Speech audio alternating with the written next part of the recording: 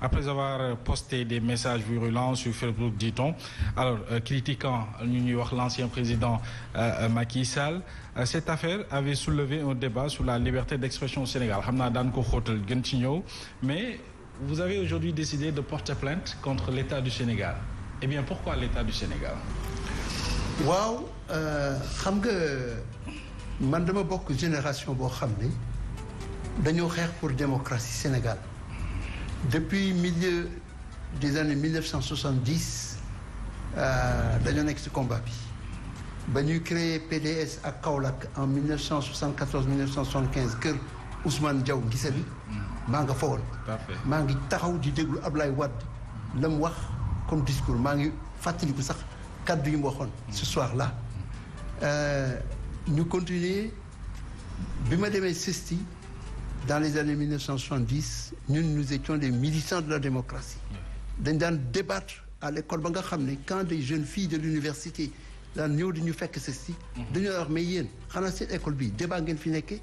parce que nous étions des militants. Il y avait des gens qui yoo xam ne si militantisme de gauche la nekkoon amoon na ay maoïstes amoon na ay trotskistes amoon na ñoo xam ne sax ils suivaient Enver Hoxha l'Albanais am na ñoo xam ne ils étaient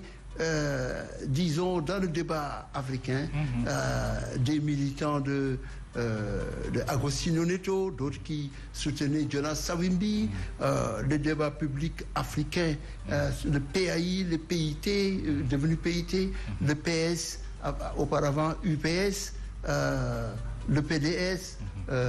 Andjef, qui fut un mouvement très influent dans la jeunesse. Tout ça, ça avait conditionné notre formation originelle. Boobu le débat était dans le haut niveau quoi. Oui, nous étions ñun dañ doon xeex pour que démocratie am en Afrique. Parce que Afrique démocratie amu fi woon. Léegi dañuy commencer wax liberté d'expression à ce point mais à l'époque Sénégal, Botswana, Gambie, île Maurice c'était dëkk yi nga xam ne rek lay xawoon a am tuuti démocratie. Et Sénégal pour que démocratie bi am fi sax il fallait que Senghor international socialiste imposé ko ne ko pour nga dugg à l'international socialiste il faut que nga démocratiser le jeu politique au Sénégal et que nga changer turu UPS Union progressiste sénégalaise son parti en parti socialiste et donc à ce moment-là Senghor a été obligé lors du sommet de l'OUA à Mogadiscio en 1973 si je ne m'abuse ubbeeku ne Ablaye Wade je vais faire la démocratisation Ablaye Wade ne ko d'accord nous serons un parti mais mu ne un parti de contribution Senghor a fait ce premier pas bi mu ñibbisee il a fallu qu'il ouvre davantage en acceptant 3 courants politiques additionnels y compris donc le PDS le PIT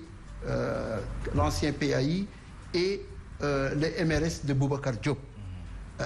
et le PDS, bien évidemment, comme j'ai dit. À ce moment-là,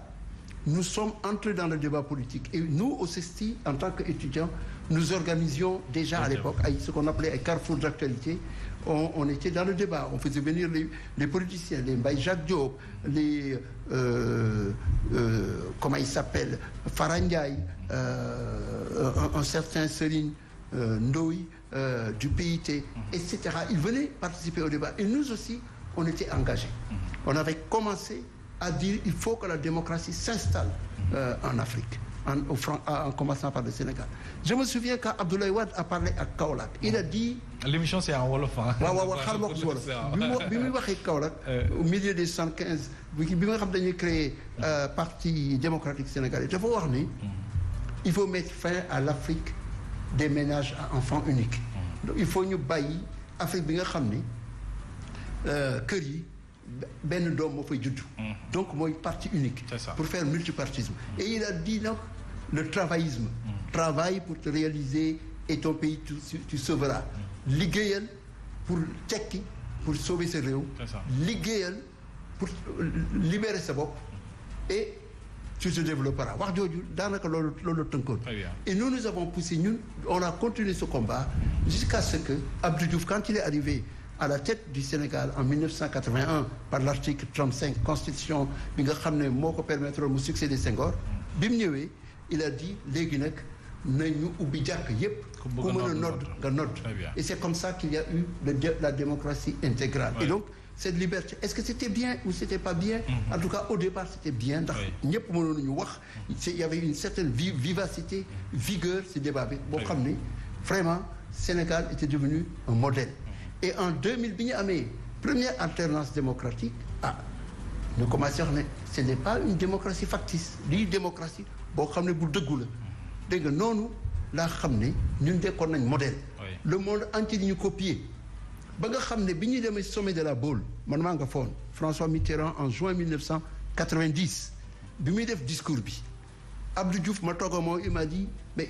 la prime à la démocratie bi ñu war a joxe ñun nañu ko njëkk a jox xam nga loolu parce que Sénégal rek pratiquement moo fa nekkoon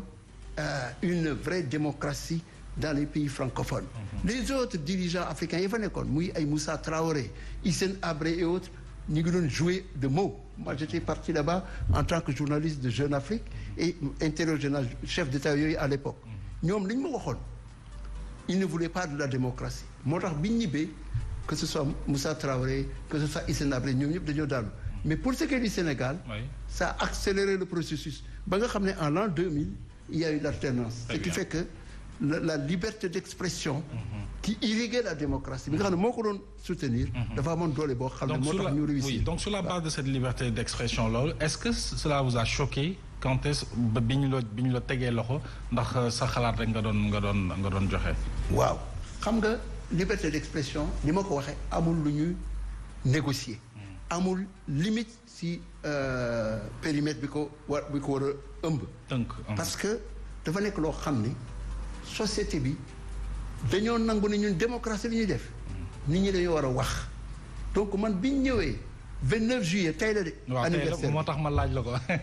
biñ ñëwee ne dañu may jël si dama bindoon 2 choses quelques jours avant dama waxoon benn nga baal ma njaaloo boo xam ne dafa xaw a laal xam nga la wax benn kilifa bi si kaw bi ne fi nekkoon bi ma koy wax xam nga yëfi yàlla rek man dama nekk université Oxford fa la jàngi ñu am benn soirée bu ñu organisé woon Oxford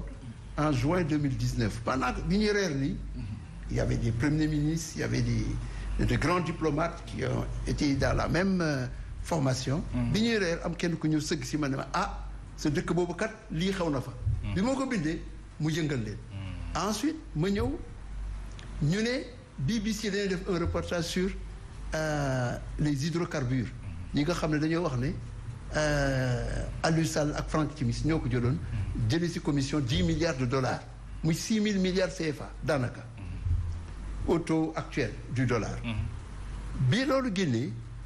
ñu ne leen Adama moo am ay relation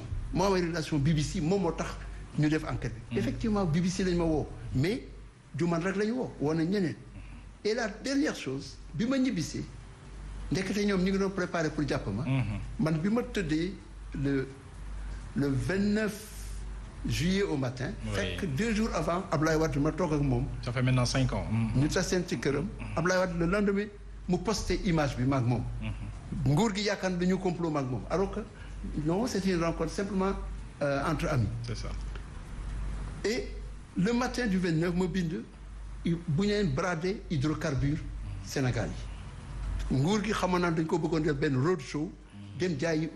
hydrocarbures yi man xamoon naa suñ ko jaayoon du ñu indil lu baax parce que en matière de gestion des hydrocarbures pétrole et gaz li ñuy wax mooy leen